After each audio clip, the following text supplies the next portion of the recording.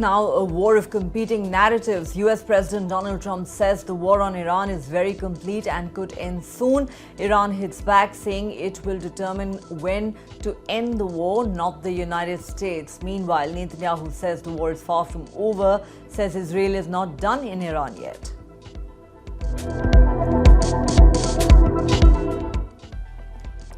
Trump says he is not happy with Iran's choice of its new Supreme Leader Mojtaba Khamenei, claims, "I don't believe he can live in peace."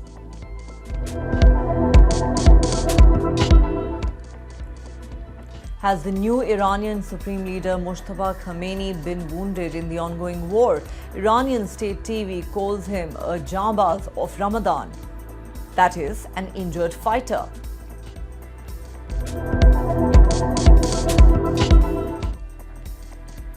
$5.6 billion. That's the cost of US weapons used in the first 48 hours of the Iran war, according to the Pentagon. Congress raises alarm as the costly war drains US firepower fast, sparking fears about how long America can sustain this conflict.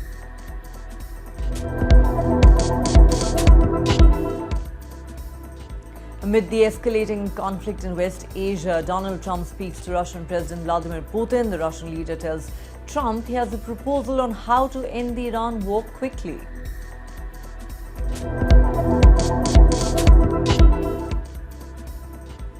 In an outrageous remark, Trump says the United States has sunk 46 Iranian warships in the last few days, and when he asked a US military official why the ships weren't captured, the official replied, "It's more fun to sink them."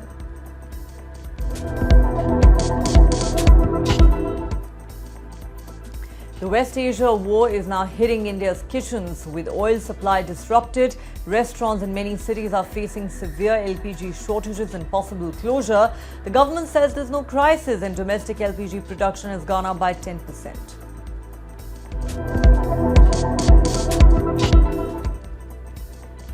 The BCCI announces a cash reward of a staggering 131 crore rupees for the men's cricket team after their historic win against New Zealand in the T20 World Cup final.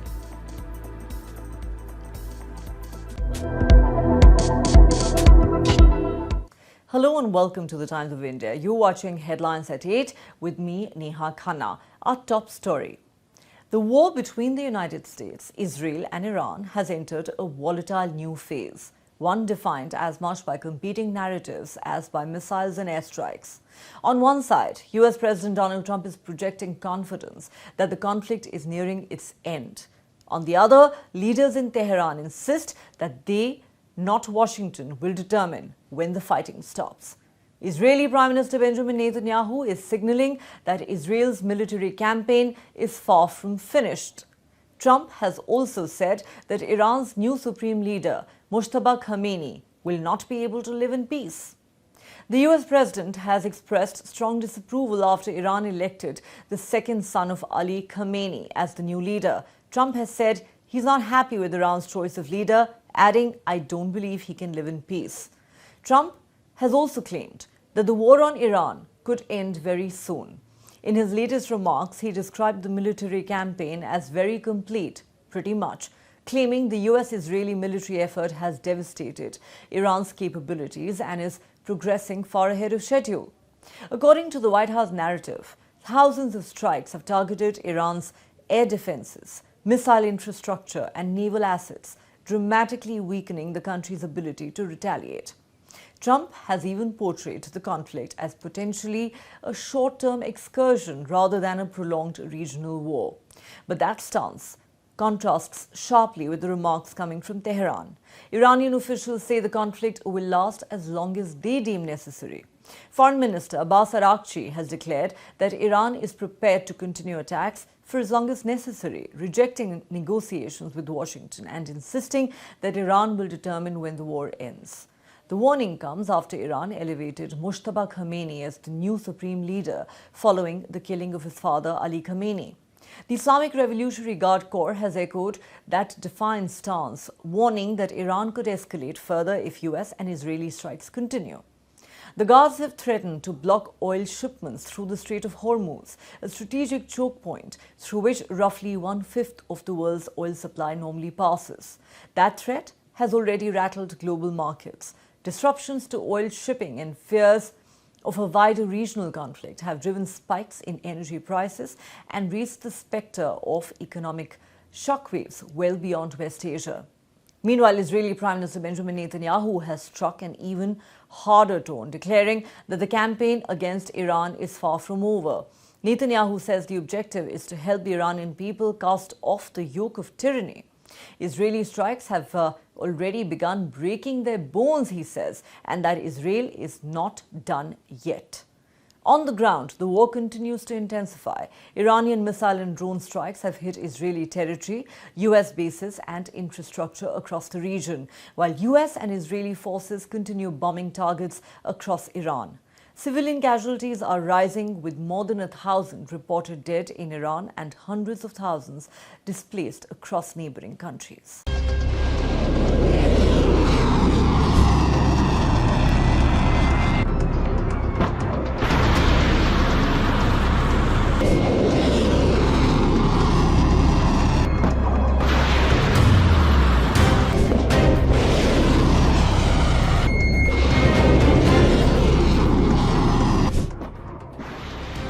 Iran's foreign minister, Sayed Abbas Araghchi, has said that Tehran was prepared to continue attacks for as long as necessary. While speaking to U.S. broadcaster PBS News, Araghchi said negotiations with the United States were no longer on the agenda. Araghchi's remark comes amid the Iranian Foreign Ministry spokesperson saying that Tehran had refused requests for a ceasefire from countries including France, Russia, and China. Some contacts are being held with the Islamic Republic of Iran, as you follow in the news, from China, Russia, France, and even some countries in the region are in contact with us and other countries, both Islamic and non-Islamic ones. Some of them, yes, are actually willing to act to stop this war or establish a ceasefire. Well, this is their request and we are fulfilling it. The cessation of this war is in the hands of the Islamic Republic of Iran. This means that whenever the Islamic Republic of Iran decides for them to stop, the ultimate decision rests with the Islamic Republic of Iran in this matter, because they were the ones who committed aggression. They carried out armed attacks.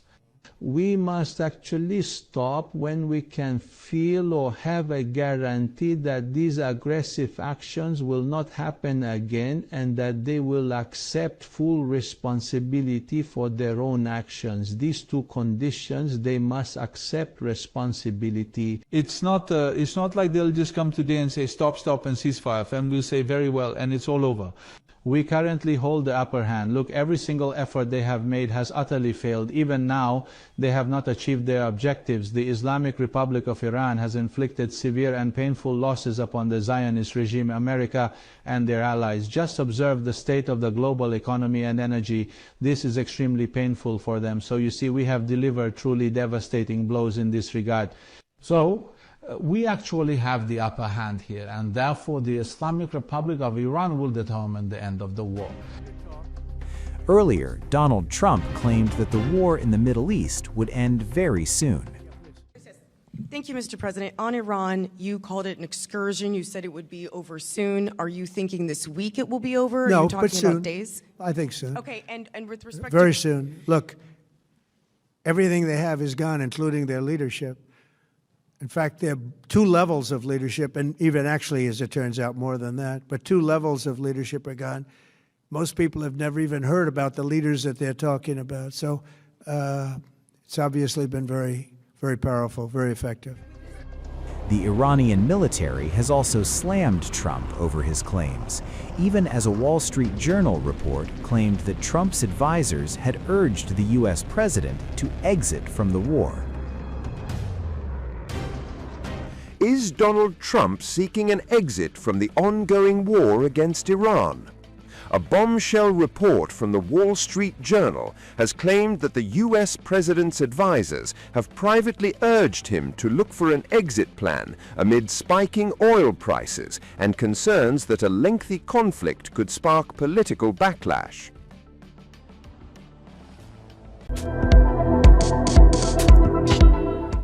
The war in West Asia is escalating sharply, with Iran warning that it would not allow even 1 liter of oil to leave the region if attacks by the United States and Israel continue.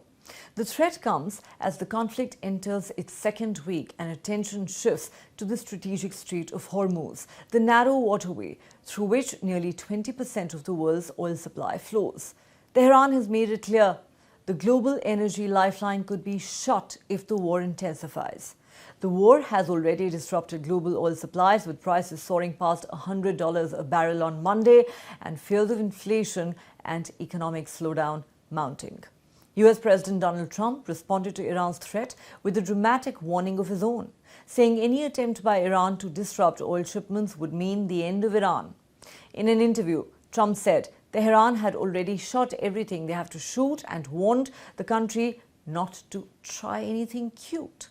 He also revealed that Washington was even considering taking control of the Strait of Hormuz to keep global oil flowing. But Iran refuses to back down. The powerful Islamic Revolutionary Guard Corps has declared that if US and Israeli strikes continue, Iran's armed forces would block all oil exports from the region to their adversaries. With commercial shipping already disrupted and crude prices surging towards $100 a barrel, the Strait of Hormuz has now become the most dangerous flashpoint in a war that is shaking global energy markets. The price of oil skyrocketed and showed no signs of halting its rapid climb a week after the war erupted. The conflict, in which nearly every country in the Middle East has sustained damage from missiles or drone strikes, has left ships that carry roughly 20 million barrels of oil a day stranded in the Persian Gulf, unable to safely pass through the Strait of Hormuz. We are now well into the second week of the war in Iran, and many questions remain about the future of this conflict. Israel and the U.S. have given no indication of how long their joint campaign will last. They've also been unclear about their day-after plans for whenever the war does end. Iran, meanwhile, is also sending some muddled messages. It demands an end to the war, but it shows no signs of backing down to the military pressure, and it continues to launch drones and missiles at targets across the region. All of this uncertainty is rippling around the world. Oil prices have shot up. Stock prices have bounced around, and other countries are now signaling that they too could soon join the fight against Iran. The oil prices have surged after Iran named Mojtaba Khamenei as the next supreme leader, succeeding his father, Ayatollah Ali Khamenei, who was killed in a U.S.-Israeli airstrike on February 28th. Amid the escalating oil prices, Iran continues to retaliate against Israel and the U.S., unleashing its full missile power.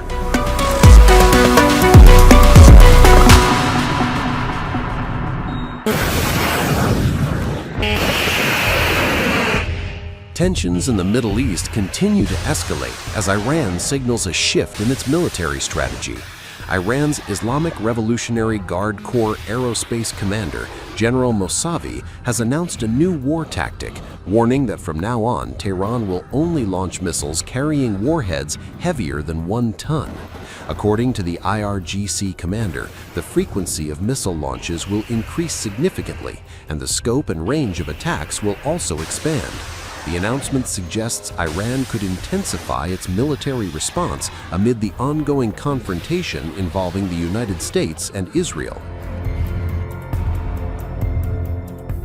Meanwhile, Iran's foreign minister Abbas Araghchi has warned that Tehran is fully prepared to counter what he described as malicious plots by Washington aimed at disrupting Iran's economic position during the conflict. In a post on social media platform X, Arakchi referred to the ongoing U.S. military campaign not as Operation Epic Fury, but as what he called Operation Epic Mistake, claiming the conflict has already triggered severe shocks in global markets. The Iranian foreign minister said that just days into the conflict, oil prices have surged dramatically while commodity prices continue to skyrocket. He alleged that the United States could be considering attacks on Iran's energy infrastructure in an attempt to control the economic fallout of the war. Arakchi warned that Iran is prepared for any such move and hinted that Tehran has its own strategic surprises ready. He also pointed to Iran's recent operations targeting U.S. military assets in oil-rich countries across the Persian Gulf. The expanding conflict has already sent shockwaves through global energy markets, with rising oil and natural gas prices fueling fears of wider economic instability. Meanwhile, U.S. President Donald Trump has reacted sharply to Iran's leadership transition, saying he is not happy with Mojtaba Khamenei becoming the country's new supreme leader. Speaking in a phone interview from Florida, Trump declined to reveal what action Washington might take next, but his remarks signal growing tensions between the two countries as the crisis deepens. U.S. President Donald Trump has reacted sharply to Iran's leadership transition, saying he is not happy with the appointment of Mojtaba Khamenei as the country's new supreme leader. Speaking to the New York Post, Trump declined to reveal what actions Washington might take against the new Iranian leader. "Not going to tell you. I'm not happy with him," Trump said during a phone interview from his golf club in Florida, as per New York Times. The comments mark his first reaction after Mojtaba Khamenei officially replaced his father as Iran's supreme leader. Mojtaba Khamenei, the son of Ali Khamenei, was selected by Iran's powerful clerical body known as the Assembly of Experts. The 88-member council chooses the country's supreme leader, the highest political and religious authority in Iran. Ali Khamenei and his wife were killed last week in joint U.S. and Israeli strikes on Tehran, triggering a dramatic power transition in the Islamic Republic. Before the appointment, Trump had strongly criticized the possibility of Mojtaba taking power. The U.S. president described him as unacceptable and suggested Washington should have a role in approving Iran's next leader. Trump had previously warned that any successor chosen without U.S. approval might not last long. However, in his latest remarks, he stopped short of repeating earlier threats against Iran's leadership. Mojtaba Khamenei is widely seen as a hardline figure with close ties to the powerful Islamic Revolutionary Guard Corps. Analysts say his rise could shape Iran's response to the ongoing military campaign involving the United States and Israel. In the months leading up to the strikes, Trump had also encouraged anti-government protests inside Iran, calling on the Iranian people to rise against the ruling theocracy. With Iran under new leadership, tensions between Washington and Tehran remain extremely high, and the question now facing the region is how the new supreme leader will respond to the escalating confrontation.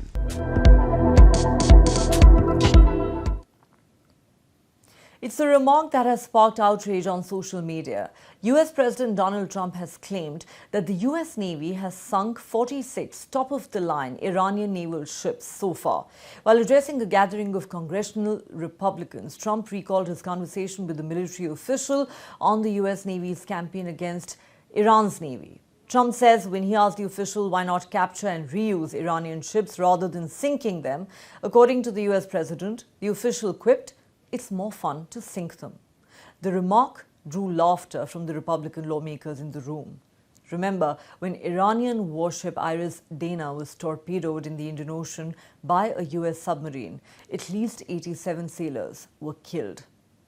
Trump's comments on the destruction of the Iranian Navy followed his flip-flop on how long the war will continue.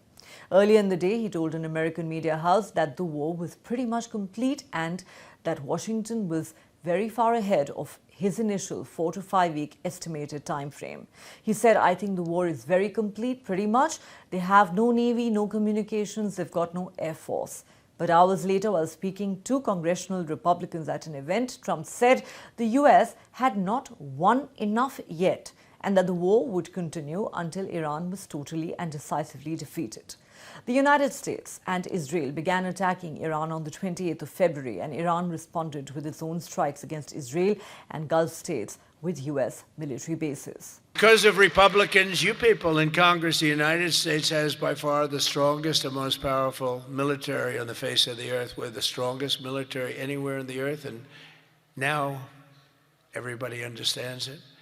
Together with our Israeli partners, we're crushing the enemy in an overwhelming display of technical skill and military force. Iran's drone and missile capability is being utterly demolished. The Navy is gone. It's all lying at the bottom of the ocean. 46 ships, can you believe it? In fact, I got a little upset with our people. I said, "What quality of ship?" "Excellent, sir. Top of the line." I said, "Why did we just capture the ship? We could have used it.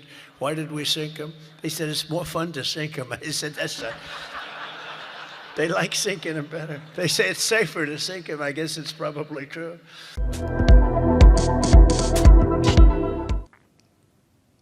The ripples of the West Asia war are clearly being felt in India too.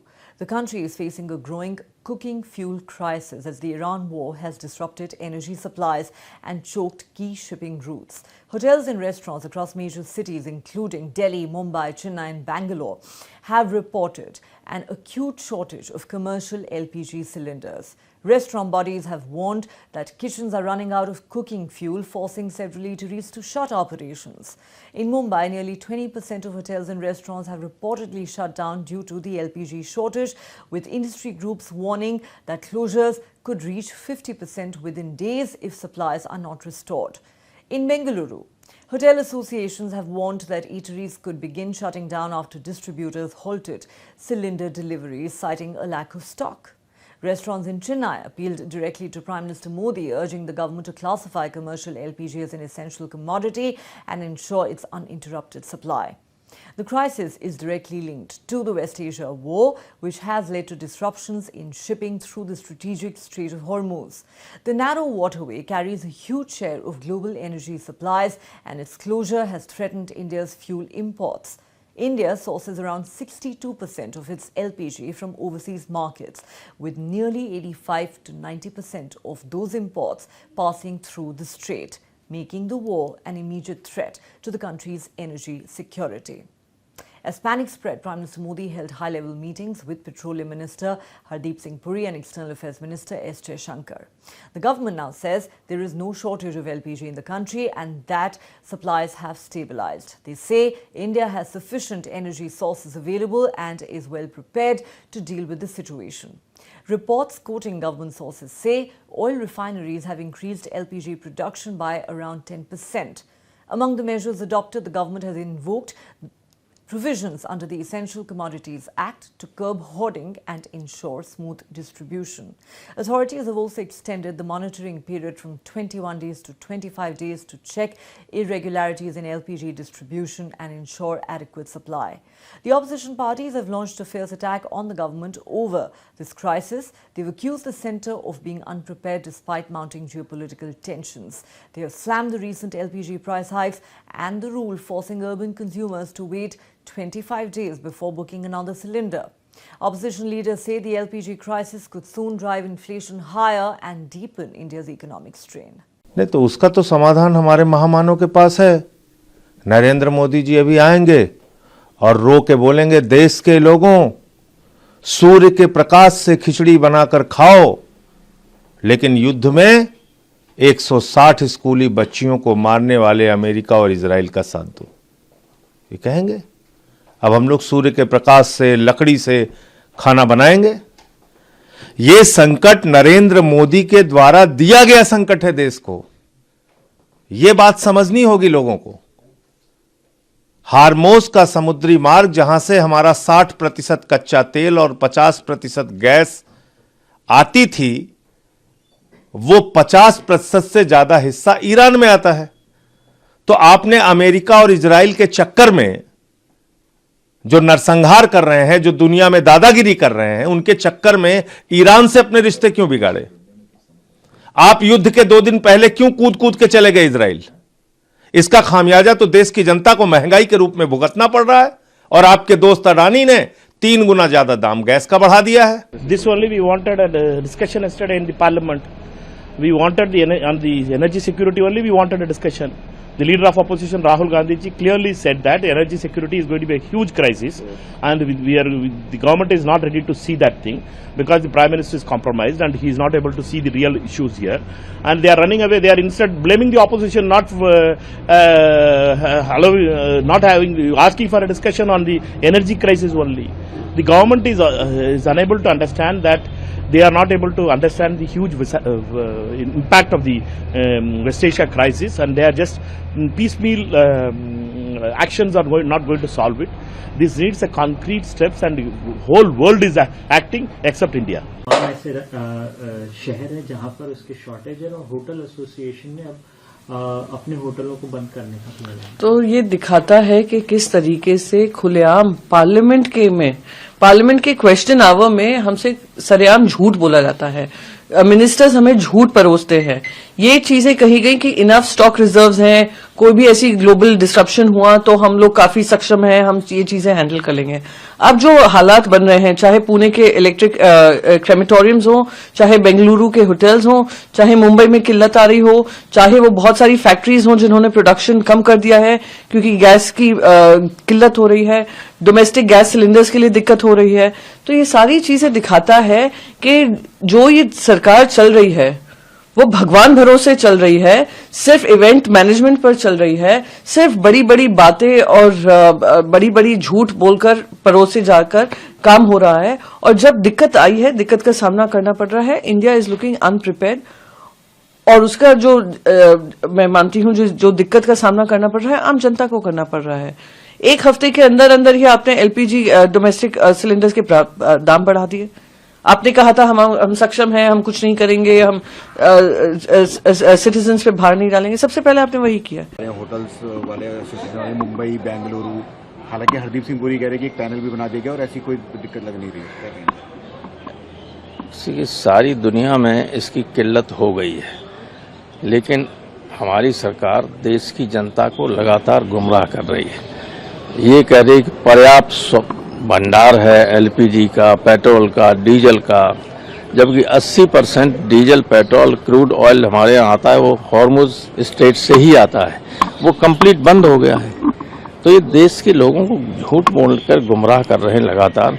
इनकी गलत नीतियों के कारण देश को बहुत नुकसान हो रहा है।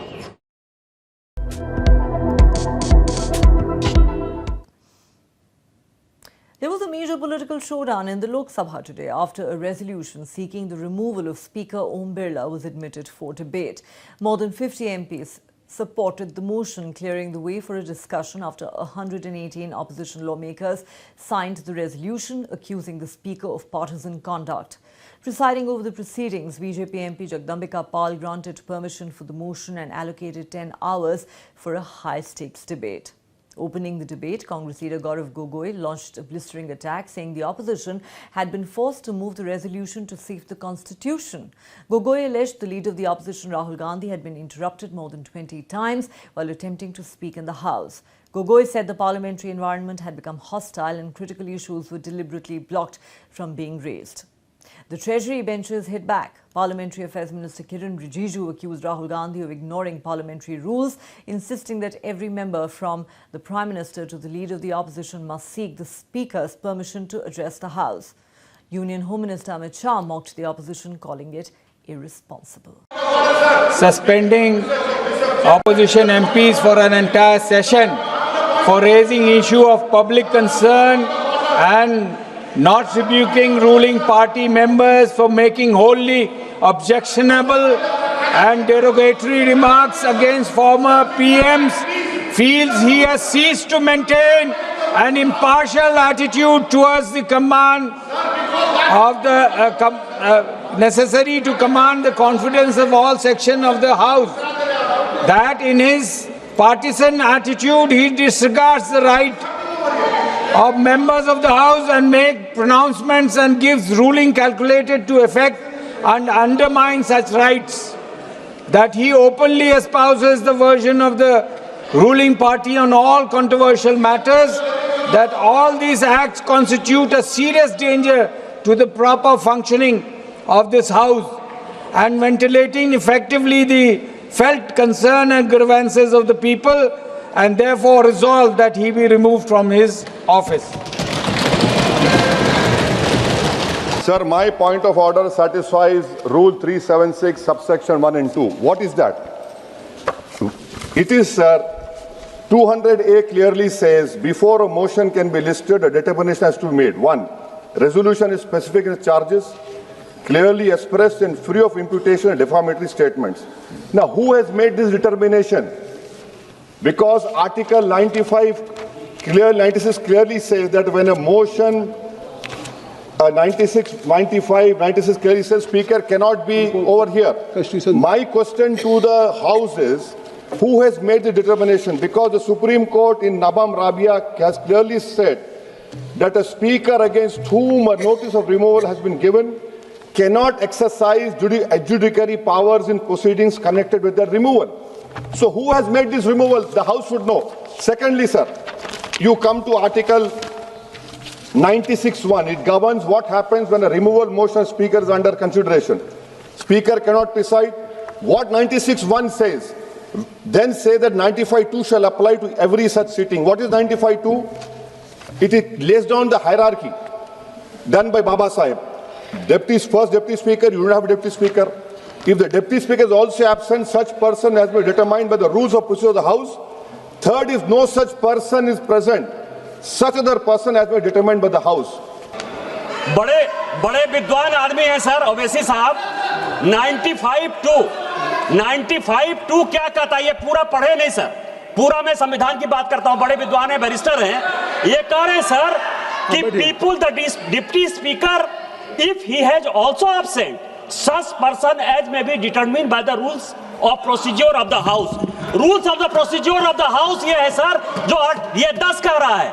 10 ये कह रहा है कि जो भी उस चेयर पर बैठेगा जो हाउस ने पहले से डिसाइड कर रखा है, उसके पास स्पीकर का उतना ही अधिकार है। यही आर्टिकल 95(2) कह रहा है सर। ये मेरा मतलब से जो पॉइंट उठाया गया है, मैं जिसका रूलिंग ऑलरेडी चेयर ने दे चुके हैं। 95(2) का तो रूलिंग आपने दे चुके हैं। रूलिंग देने के बाद भी फिर उसी पॉइंट को फिर से माननीय ओवैसी जी ने उठाया। मैं समझता ये उचित नहीं है, क्योंकि व्यवस्था जो बनाए रखा है, हमारा सदस्य निशिकांत दुबे जी ने जो बताया, उसका तो रूलिंग आपने दे चुके हैं। अब ये रूलिंग देने के बाद, इस रूलिंग देने के बाद जो डिप्टी स्पीकर हो या मेंबर ऑफ जो पैनल ऑफ चेयरमैन का अथॉरिटी ऑलरेडी वेल डिस्क्राइब्ड है। मैं समझता हूं कि ये आवश्यकता नहीं था ये पॉइंट उठाने का, इसलिए जो रेजुलेशन यहाँ लाया गया है उस पर हम लोग का चर्चा शुरू हो जाना चाहिए। केसी वेणुगोपाल जी। Very pertinent point relating to the constitution is raised here. When a removal of speaker's motion is taken up, it is very clear in Article 96, Speaker cannot sit in the chair. The actions of the Speaker also cannot be admitted by that point of time. You are appointed by the Speaker of the Lok Sabha. You are sitting there as the panel of chairman appointed by the Speaker of the Lok Sabha. Here, this is not our fault. Around 7 years, the government is not ready to appoint the Deputy Speaker itself. That is very big. Sir, 93. Sir, Article 93. The House of the People shall, as soon as may be, choose 2 members of the House to be respectively Speaker and Deputy Speaker thereof, and so office of the House of the Speaker or Deputy Speaker become vacant. Sir, this is the situation, sir. immediately after the election, Speaker and Deputy Speaker to be elected. Last 7 years, you are not elected as Deputy Speaker. You created a constitutional vacuum. You created a constitutional vacuum, sir. Sir, who will win that? You have raised, this question is very clear. Article 96 is very clear. Therefore, the House has to, sir, my submission is that the House has to select a person to sit in the chair. Sir. The Board of Control for Cricket in India has announced a whopping 131 crore rupee cash reward for the national men's cricket team after their historic triumph at the ICC T20 World Cup. Led by captain Suryakumar Yadav, India crushed New Zealand by a commanding 96 runs in the final on Sunday. The victory is historic. India became the first team ever to retain the T20 World Cup. India's dominance was on full display as the hosts piled up a staggering 255 for 5, the highest total ever in a T20 World Cup final. The bowlers then dismantled New Zealand for 159 in 19 overs, sealing one of the most emphatic wins in tournament history. With the triumph, India lifted their third T20 World Cup trophy, becoming the most successful team in the tournament's history. Celebrating the landmark win, BCCI President Mithun Manhas called it a moment of immense national pride, praising the leadership of Suryakumar Yadav and head coach Gautam Gambhir. Board officials say the triumph reflects the depth of Indian cricket and the strength of its talent pipeline. With this title, India's tally of ICC trophies across senior and under-19 formats climbed to 14, surpassing Australia and cementing India's dominance on the global cricketing stage.